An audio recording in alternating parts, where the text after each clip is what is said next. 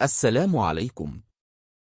وزیر داخلہ رانا ثناء اللہ نے کہا ہے کہ عمران خان کی گرفتاری کا سوچیں بھی تو انہیں ضمانت مل جاتی ہے، ہم کون ہیں جو انہیں گرفتار کرنے کا منصوبہ بنائیں۔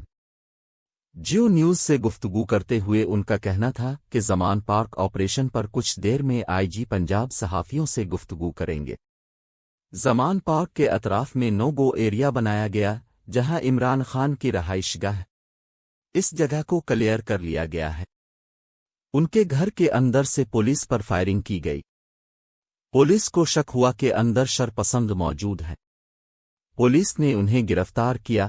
گھر کے اندر سے اسلحہ ملا ہے جس کی تفصیل آئی جی پنجاب جلد عوام کے سامنے رکھیں گے۔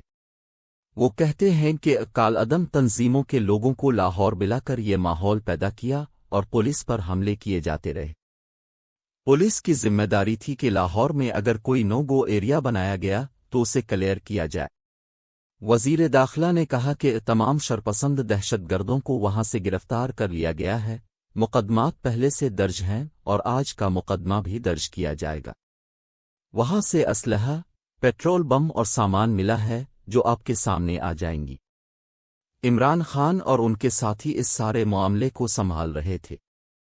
شرپسندوں کے خلاف مقدمات میں درج ہوں گے۔ ان کا کہنا تھا کہ ہمارا مقصد عمران خان کو عدالت کے سامنے پیش کرنا تھا، عدالت جو فیصلہ کرے گی اس پر عمل کریں گے۔ عمران خان کا مقصد ملک میں افراتفری پیدا کرنا ہے، یہ چیزیں کھل کر سامنے آ گئی ہیں۔ کوئی سیاسی جماعت ایسا نہیں کرتی۔ انہوں نے کہا کہ عدالت سے توقع کر سکتے ہیں کہ ان چیزوں پر نوٹس لیا جائے گا اور قانون نافذ کیا جائے گا تاکہ اس کی حوصلہ شکنی ہو۔ مریم نواز ایک سیاسی رہنما ہے جو مطالبہ کر سکتی ہے۔ آج جب عمران خان کے گھر کے اطراف سرچ آپریشن کیا تو ان کی بات کی تائید ہوئی ہے۔ پوری قوم کو اس جتھے کو ووٹ کی طاقت سے مائنس کرنا ہوگا۔